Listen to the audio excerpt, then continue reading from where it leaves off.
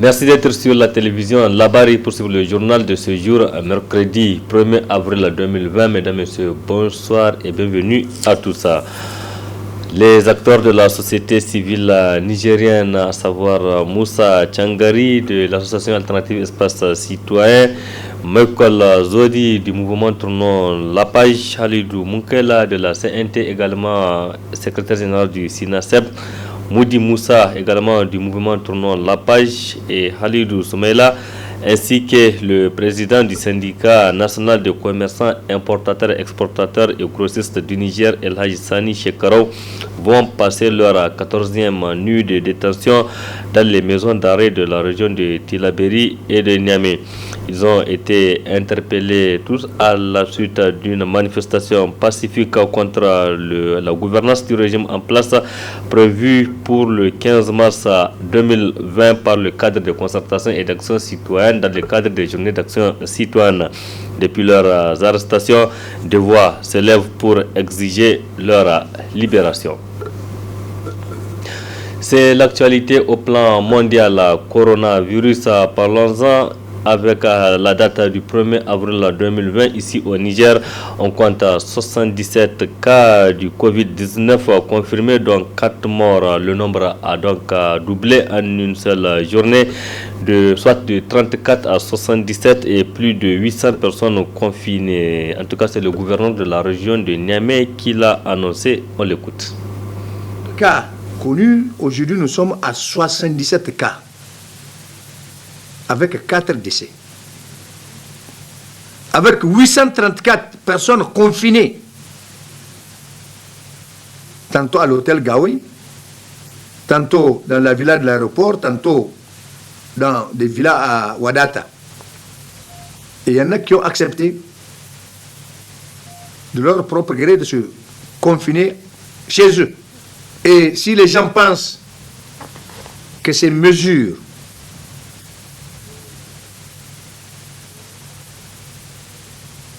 ne s'applique pas à eux,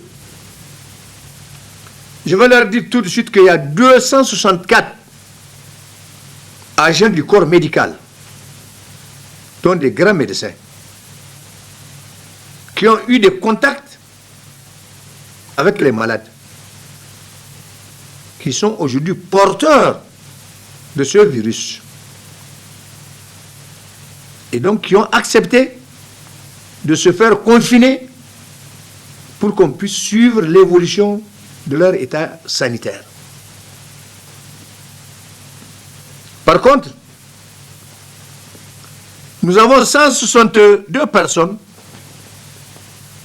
qui ont été en contact direct avec ces malades ou même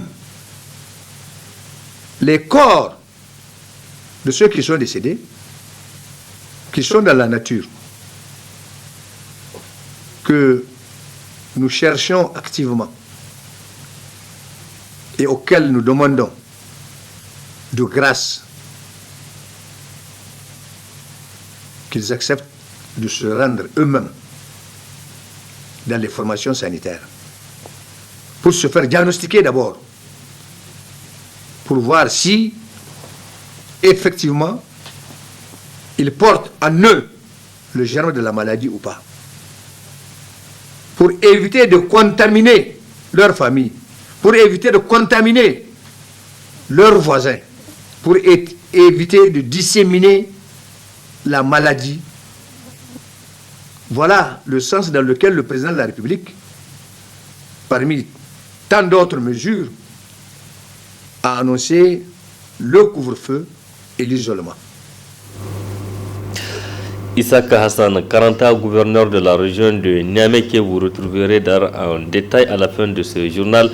Et juste après son intervention, interviendra aussi votre chronique judiciaire qui porte cette semaine sur l'excuse de la provocation.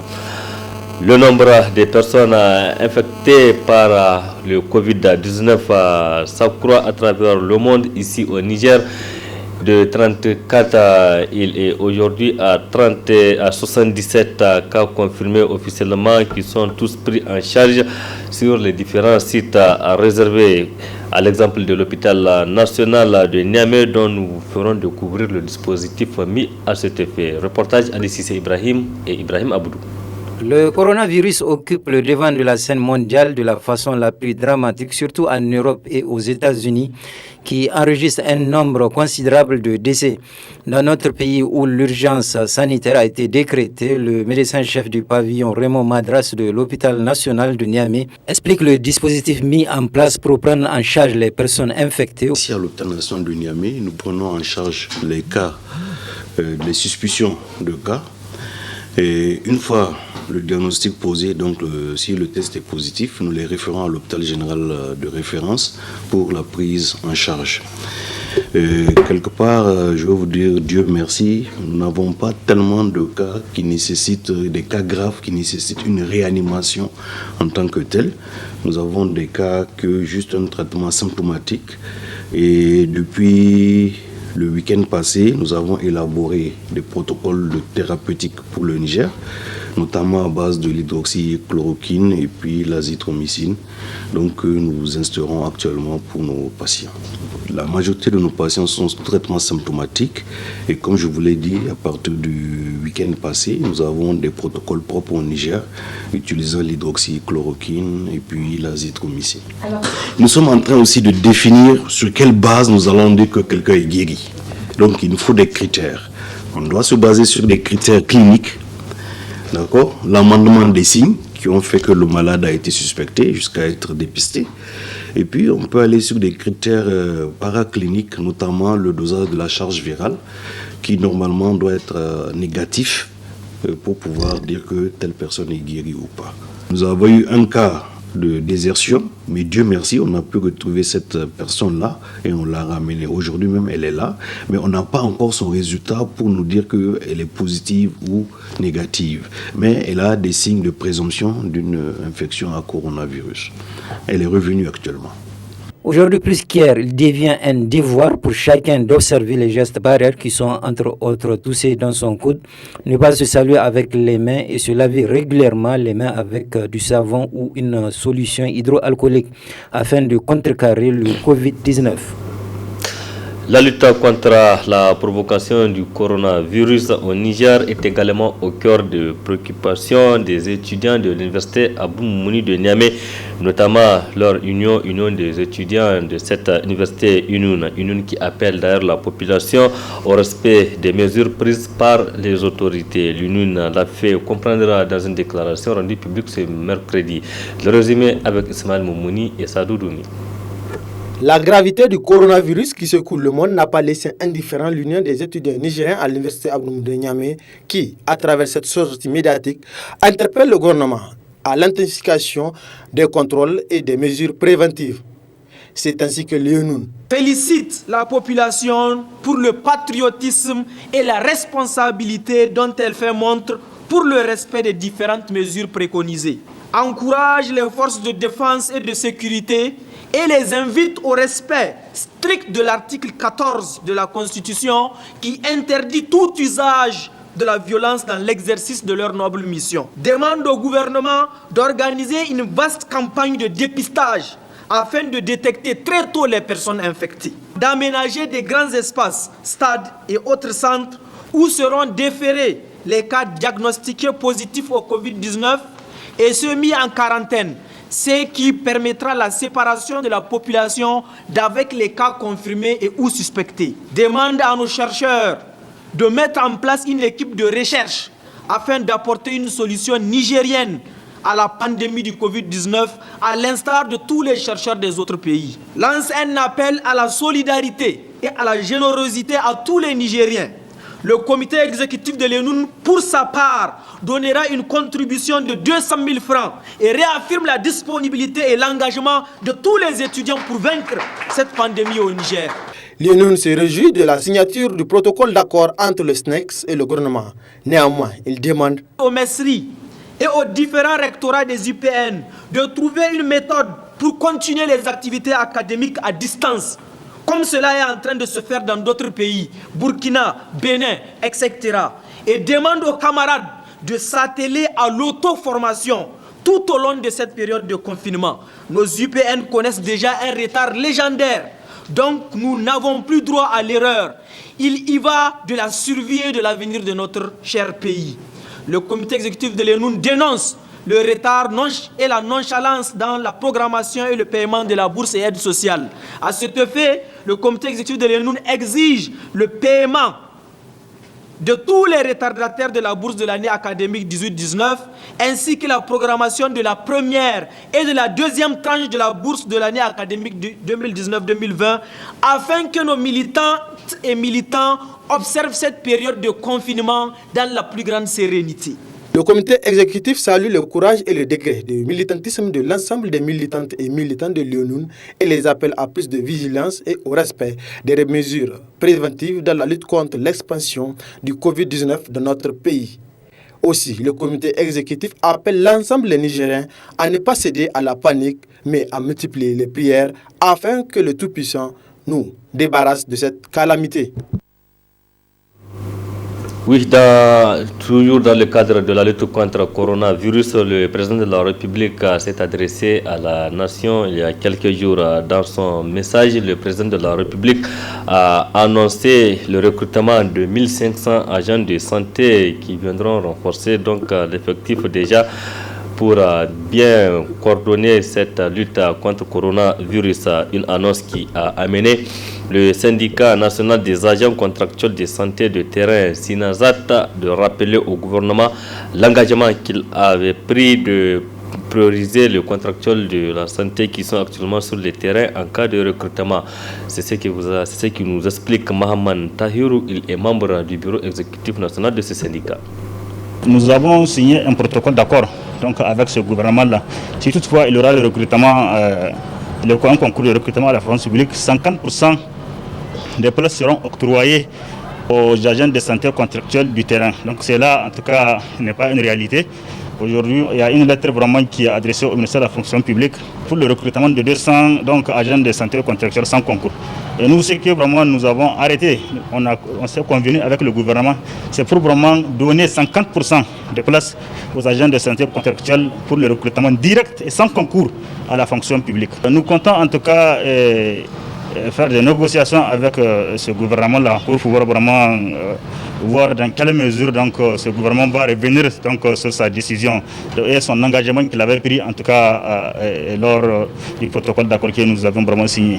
En tout cas, c'est vraiment un protocole d'accord et ce protocole d'accord est vraiment sacré.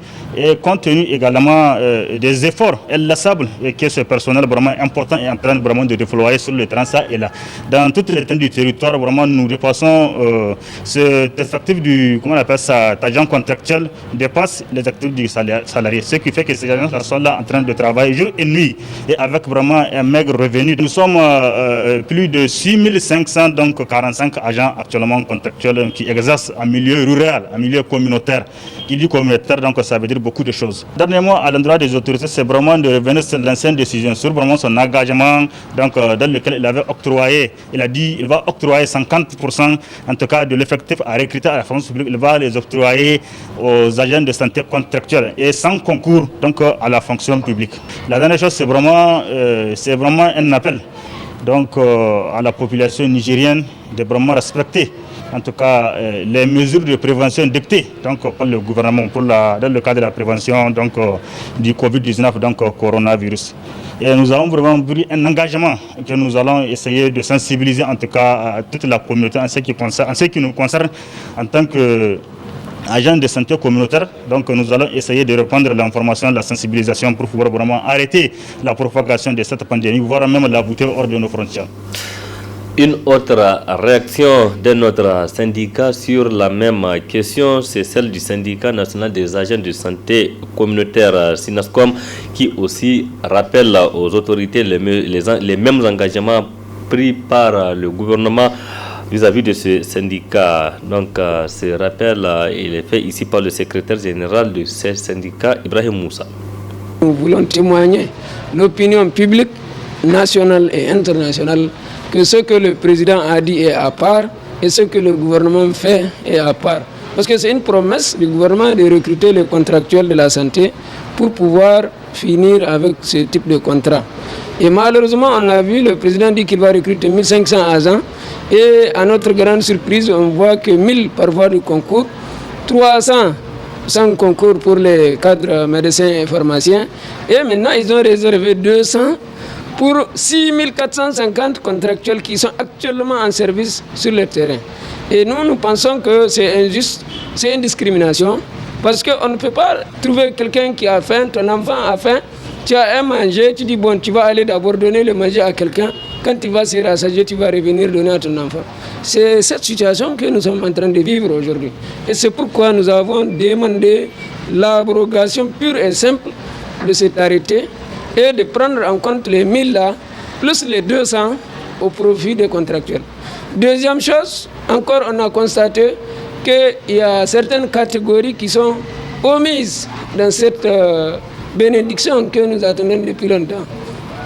Et ce n'est pas possible, en tout cas, de penser aujourd'hui de faire une discrimination. Nous sommes tous en train de travailler ensemble, tous les jours.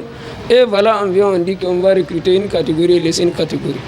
Vraiment, c'est une discrimination. Quand je parle de l'injustice sociale, c'est-à-dire, vous regardez au sein du gouvernement, il y a au moins 5 ministères qui profitent du recrutement sans concours, des contractuels. Mais pourquoi aujourd'hui, c'est le ministère de la Santé qui va s'isoler pour être compétent, pour dire aux gens qu'ils vont recruter par voie de concours? Nous pensons que c'est une injustice. Le concours ne doit pas avoir lieu. Et s'ils le font, en tout cas, c'est à leur risque et péril. Voilà ce que nous voulons témoigner, l'opinion nationale et internationale. Et nous, en tant que syndicat, nous allons utiliser tous nos moyens, en tout cas légaux, pour contrecarrer cette organisation de concours. Vous voyez, aujourd'hui, nous sommes dans une période d'urgence où on empêche les gens de faire des regroupements. Et vous savez que pour construire le dossier, il faut en tout cas regrouper les gens. Le casier judiciaire, vous partez à la justice, vous allez voir que les gens sont... Et malheureusement, on expose aussi ces candidats qu'on veut venir traiter les gens. Donc voilà un peu, et pour votre information, nous avons déjà saisi la Commission nationale des droits humains. En tout cas, nous n'allons pas baisser culotte jusqu'à satisfaction. Le gouverneur de la région de Niamey fait la mise à jour des chiffres sur le coronavirus au Niger qui compte désormais à cette date 77 cas avec 4 décès. Issaka Hassan Karanta se réjouit néanmoins du respect du couvre-feu par la population de la région de Niamey dans son ensemble. C'est la partie donc magazine de cette édition et juste après vous suivrez votre chronique judiciaire avec Maître Moustapha Amani Nebi qui porte sur l'excuse de la provocation. Très bonne réception. Du seul cas connu, aujourd'hui nous sommes à 77 cas avec 4 décès. Avec 834 personnes confinées, tantôt à l'hôtel Gaoui, tantôt dans la villa de l'aéroport, tantôt dans des villas à Wadata. Et il y en a qui ont accepté de leur propre gré de se confiner chez eux. Et si les gens pensent que ces mesures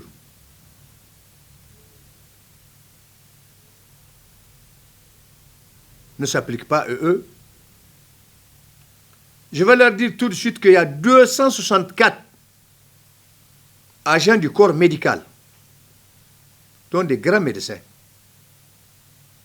qui ont eu des contacts avec les malades, qui sont aujourd'hui porteurs de ce virus. Et donc qui ont accepté de se faire confiner pour qu'on puisse suivre l'évolution de leur état sanitaire. Par contre, nous avons 162 personnes qui ont été en contact direct avec ces malades ou même les corps de ceux qui sont décédés, qui sont dans la nature, que nous cherchons activement et auxquels nous demandons de grâce qu'ils acceptent de se rendre eux-mêmes dans les formations sanitaires pour se faire diagnostiquer d'abord, pour voir si effectivement ils portent en eux le germe de la maladie ou pas, pour éviter de contaminer leur famille, pour éviter de contaminer leurs voisins, pour éviter de disséminer la maladie. Voilà le sens dans lequel le président de la République, parmi tant d'autres mesures, a annoncé le couvre-feu et l'isolement. Je puis dire que pour la mise en œuvre du couvre-feu, qui a démarré le samedi 28 mars à 19h, les gens ont été surpris, mais j'ai dit et je répète que j'ai salué la promptitude avec laquelle tout Niamey est rentré à la maison. Tous les marchés ont fermé. Toutes les boutiques, tous les commerces ont fermé. Donc j'ai dit que je salue la discipline des habitants de Niamey. Je salue la compréhension de la population de Niamey face à ce péril. Ce que nous déplorons, c'est qu'il y a toujours des badauds qui sont sans domicile fixe, qui nous arrivent de rencontrer par-ci, par-là, et que nous ne nous donnons même pas la peine d'inquiéter. De l'autre côté, il y a cette jeunesse, surtout auquel on a fait une faveur de fermer les écoles. Parce que là, beaucoup seraient massacrés. Mais elle n'a pas compris que c'est dans son intérêt. Alors cette jeunesse, dis-je, s'agite pour créer des fadas de fortune autour de quelques thermos de thé et il crie au passage de nos patrouilles. Nous n'avons pas répondu parce qu'ils cherchent à nous distraire. C'est leur droit. Seulement, il nous arrive de nous arrêter et de taper à la porte pour demander au père de les intégrer, de les réintégrer. Et les chaises ou les bancs sur lesquels ils font les fadas, nous les ramassons, nous continuons avec. Quant à l'isolement, c'est-à-dire les gens ne rentrent pas à Niamey, les gens ne sortent pas de Niamey, sauf cas exceptionnel. Nous avons dit que les forces de défense et de sécurité qui sont chargées justement de veiller sur la sécurité des personnes et des biens peuvent circuler. Le personnel de santé peut circuler. Les hommes des médias que vous êtes sont autorisés à circuler pour aller chercher la vraie information. Et je le dis ici, je vous félicite pour avoir fait le terrain avec certains d'entre vous qui ont été surpris de me voir personnellement en tant que gouverneur la nuit dans un véhicule banalisé, sans chauffeur, sans garde-corps. Eh bien, c'est la responsabilité qui l'impose. Il fallait que je sorte pour constater personnellement que ma ville est calme, que les habitants de ma ville sont disciplinés, que les habitants de ma ville ont adhéré à ce projet. Et également, pour voir si quelque part, les forces de défense et de sécurité ne seraient pas en train de commettre des bavures. J'ai vu sur les réseaux sociaux des films qui se sont déroulés dans d'autres pays, à une certaine époque, qu'on a voulu coller à nos forces, je dis que c'est faux et archi faux. Seulement, ce qui est vrai, nous interpellons des gens à partir d'une certaine heure, un but. Parce que le couvre-feu franc est fait à partir de 19h. 20h, 21h, 22h, 23h, 0h, 1h, 2h du matin. Des gens qui ne font pas partie du dispositif. Nous les rencontrons sur le terrain. Qu'est-ce qu'ils foutent?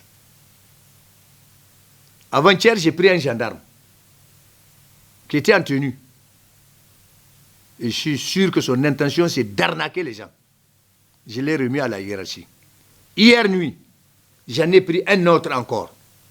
Hier nuit, j'ai pris un militaire qui dit être venu en permission de Tilia, en train de se pavaner avec une petite fille. Je l'ai cravaté avec sa fille et son engin. Des gens aisés, qui ont bien mangé, sortent à 2h du matin pour aller où? Tous les services sont fermés, tous les commerces sont fermés. Et ce n'est pas pour voyager parce que la ville est en isolement. Et on ne peut en sortir ou rentrer que sur autorisation délivrée par le gouverneur. Et tant que vous ne faites pas partie du dispositif, vous devez rester chez vous. Rassurez-vous, il y a des jeunes qui profitent pour faire rodéo. Hier nuit, quoique j'ai interdit la poursuite en pareille circonstance, j'étais obligé d'ordonner la poursuite de 2 véhicules que nous avons pu neutraliser derrière le collège Mariama. Et j'étais témoin oculaire de l'action. Personne n'a été agressé, personne n'a été maltraité. Seulement, nous les avons embarqués et nous les avons déposés au commissariat central. Il faut comprendre les gens. Parce que je l'ai dit à vos confrères. Au Niger, quand on dit couvre-feu, les gens pensent que quelque part, il y a une action militaire. Et les gens sont curieux de venir voir quels sont les militaires qui sont en action ou bien qui circulent. Il n'en est pas question, ce n'est pas une action militaire. Ça, c'est une action civile. Et c'est une action salvatrice à titre préventif. Si le couvre-feu a été décidé, c'est pour dire aux uns et aux autres de rester tranquilles, pour ne pas rencontrer la maladie. Il y a, comme je l'ai dit tout à l'heure, des badauds sans domicile fixe que nous rencontrons, mais dans le cas du contrôle, de vérification de l'identité des uns et des autres, nous sommes obligés de les interpeller. Nous les conduisons au commissariat central et le matin, on leur dit allez foutre le camp. Quant aux jeunes, c'est des jeunes de 15 ans, de 16 ans, de 12 ans. Ils sont excités parce que maintenant, ils ne vont plus à l'école. Et pour eux, c'est de la blague. Ils n'ont rien compris. Nous avons défini les personnes qui sont habilitées à faire les déplacements. C'est par nécessité de service. C'est des cas de force majeure. Nous n'autorisons pas n'importe qui. Et nous n'autorisons pas n'importe comment. Nous avons les pieds sur terre. Et nous analysons au cas par cas. Regardez derrière vous, il y a 3 parapheurs qui sont remplis de demandes. Mais vous croyez que c'est à toutes ces demandes-là que je vais accéder? Non, je n'entends pas mettre la vie de mes compatriotes en danger. Mais quand quelqu'un perd sa mère ici à Berny, quand quelqu'un perd son père ici à Saï, est-ce que je peux prendre sur moi de l'empêcher d'aller à l'enterrement ou aux obsèques? Non. Et si le gars décide d'aller, c'est à ses risques et périls. Donc là, voilà un déplacement qui est justifié. À l'endroit des forces de défense et de sécurité d'abord. Comme convenu en réunion du Conseil régional de sécurité, j'ai demandé à toutes les forces engagées de faire preuve de professionnalisme, de patriotisme et d'engagement, c'est-à-dire ne pas violenter les populations, sensibiliser les populations, aider les populations à comprendre le bien fondé du couvre-feu et de l'isolement, et d'accompagner la population à franchir les zones obscures pour accéder à leur domicile. À l'endroit de la population, j'ai dit et je répète que je félicite la population de Niamey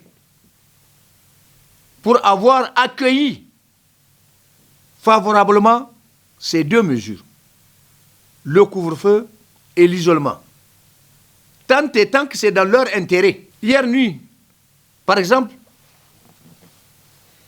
il m'a été donné de tomber sur des gens qui évacuaient une malade à l'hôpital national Amir Diallo, Boubacar de Lamordé. Et ils ont eu une crevaison. Nous sommes descendus de notre véhicule pour leur donner ce véhicule-là pour transporter leurs malades et les accompagnants. Et nous avons pris le chauffeur pour l'amener quelque part où il nous a semblé que c'est un vulgarisateur que nous avons réveillé pour lui demander pardon d'aider de coller le pneu. Parce qu'en toute chose, en toutes circonstances, il faut être humain. Ces gens-là n'ont pas voulu tomber en panne. Et ces gens-là ont une raison sérieuse de braver la nuit. Donc c'est tout ce qu'on demande à la population. La compréhension des uns et des autres. Si vous êtes en difficulté, les forces de défense et de sécurité sont là. C'est pour vous protéger.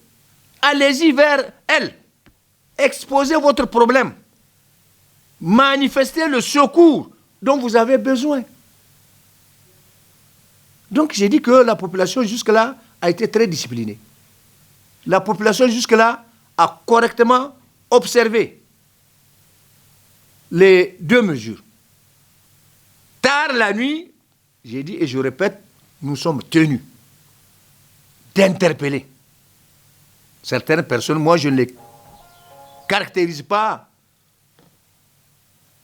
de personnes insolentes ou des personnes qui sont contre la mesure. Peut-être que ça fait partie de leurs habitudes. Peut-être que c'est des noctambules. Peut-être que c'est des voleurs. De toutes les façons, le matin, quand nous ferons la vérification d'identité, si c'est des gens qui sont passés dans nos services une fois ou deux fois, nous allons le savoir. Si c'est des gens qui sont inconnus aux archives, nous allons le savoir. Et les mesures conséquentes, nous allons les prendre. Si d'ici 2 semaines, la situation se normalise, alors il va revenir sur le plateau pour faire des allègements. Et je ne le souhaite pas. Si la situation s'empire, eh bien, nous serons obligés de durcir les mesures. Donc, prions tous, comme je l'ai dit, pour que le bon Dieu, le Tout-Puissant, le Clément, le Miséricordieux, pense nous absoudre pour que cette calamité-là passe vite comme un ouragan.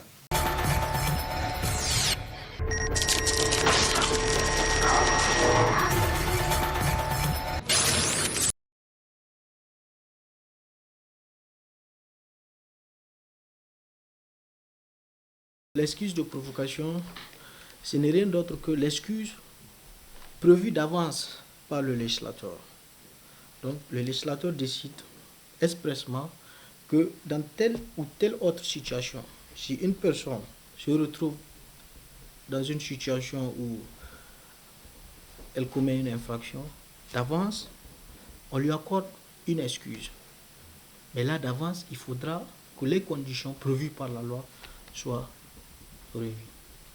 Parce que si vous prenez l'article 50 du Code pénal, on nous dit « Nulle infraction ne peut être excusée, ni la peine mitigée que dans les cas et dans les circonstances où la loi déclare le fait excusable et permet de lui appliquer une peine moindre. » Donc, c'est pour vous dire que d'avance, le législateur a fixé les conditions dans lesquelles on peut bénéficier de l'excuse de provocation.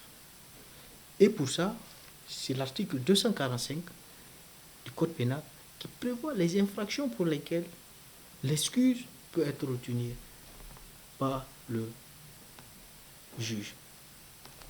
La première situation, c'est le cas d'un meurtre ou des blessures et des coups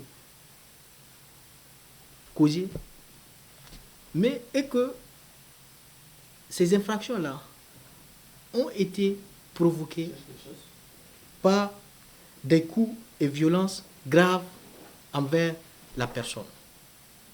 Ça, c'est la première situation. Où on dit, s'ils ont été commis en repoussant pendant le jour l'escalade et l'effraction des clôtures, murs ou entrées d'une maison ou d'un appartement habité ou de leur dépendance. Donc, en termes clairs, cela signifie que si aujourd'hui, une personne a été frappée, a reçu des coups, et que c'est ces coups qui ont provoqué une réaction qui entraîne des blessures ou qui entraîne même la mort, on dit la condition, c'est qu'il faut qu'il y ait des coups et violences graves. Ce n'est pas n'importe quel genre de coups. Il faut qu'il y ait des coups et violences graves, caractérisés. Et bien dans cette situation, le meurtre ou les coups et les blessures sont excusables. La deuxième situation, c'est le meurtre commis par un époux qui trouve l'autre ainsi que son complice. À l'instant, on dit où il les surprend en flagrant délit d'adultère dans la maison conjugale. Donc, en termes clairs, si un époux rentre à la maison et qu'il trouve son conjoint, on dit en flagrant délit d'adultère. Donc, on dit ce meurtre-là, ainsi que ce meurtre commis soit sur la personne de l'époux, l'autre époux ou de son complice est excusable. Mais là, le terme à interpréter, c'est flagrant délit d'adultère. Parce que la flagrance, le flagrant délit, en définition claire, c'est l'infraction qui se commet actuellement, qui vient de se commettre, ou dans un trait de temps très voisin de l'action, la personne a été retrouvée en possession des éléments laissant dire que la personne a participé à l'infraction. Ce qui veut dire que tu rentres à la maison, si une personne rentre à la maison et que la personne retrouve l'autre conjoint dans une telle situation, donc l'infraction, le meurtre commis dans cette situation, eh bien on dit, est excusable. La troisième situation prévue par l'article 247 du Code pénal, c'est le crime de castration. S'il a été immédiatement, on dit, provoqué par un outrage violent à la pudeur. Donc, si une personne décide d'attenter à la pudeur d'une autre personne, on dit outrage violent à la pudeur. Donc là, ce crime-là, qui va résulter des conséquences de cet outrage, est excusable.